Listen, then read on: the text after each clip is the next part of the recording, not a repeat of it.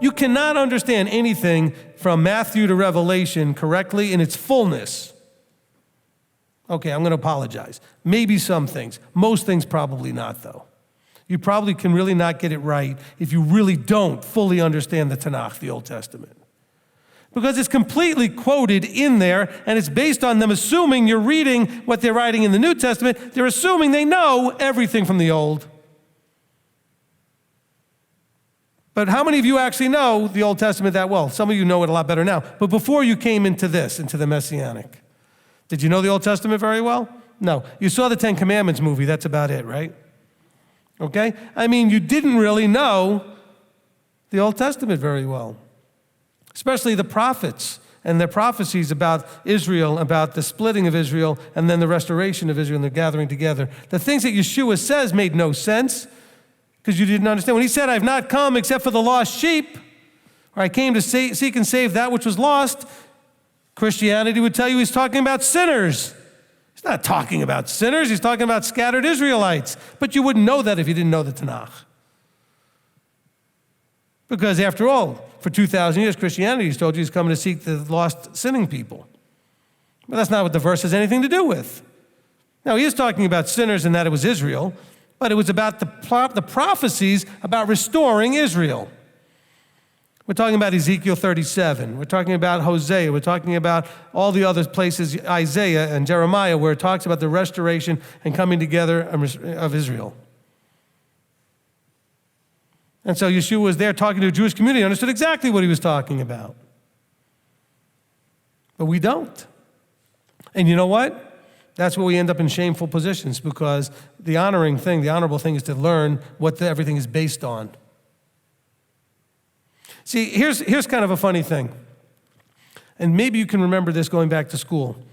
You remember learning, your basic math, right? Addition, subtraction, multiplication.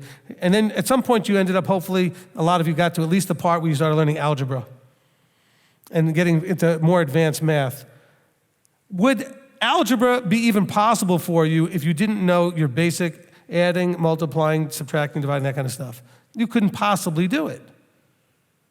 And so how do you think you're going to understand the New Testament if you have not studied and understood the Old Testament? Because the New Testament is referring to and exists as fulfillments of and all that kind of stuff, what was in the Old. So shame on all of us who've not made the effort to understand the Old before we think we can understand the New. Problem is that Christianity is teaching you that the Old has to fit into the New. No, the New has to fit into the Old. It's the foundation. In the beginning, Genesis 1:1, not in the beginning, John 1:1. Okay? Now, John 1:1 is talking about a time that goes to the beginning, but that is trying to get you to the point of just understanding where Yeshua came from. The beginning is the garden and the journey of Israel that leads to 2,000 years ago, Israel under the Romans. And so you don't have the context, you're not going to understand. And this is how we end up doing things that bring shame, and we don't even know we're bringing shame. Because we don't understand what's honoring and dishonoring to our Heavenly Father and to what He's trying to do. And so shame on us. Now, I'm not telling you need to go out there and get big history books and everything else. Just make sure that you're going through and reading your Old Testament. Because some of you are going to read it and go, oh, I know that verse. That's in Ephesians. No, in Ephesians you should read it saying, oh, I know that verse. That's in Deuteronomy. So you got to remember which way to go. Because then you might filter it through what you thought Paul was saying instead of through what was going on with Moses. So you got to understand the base, the foundation.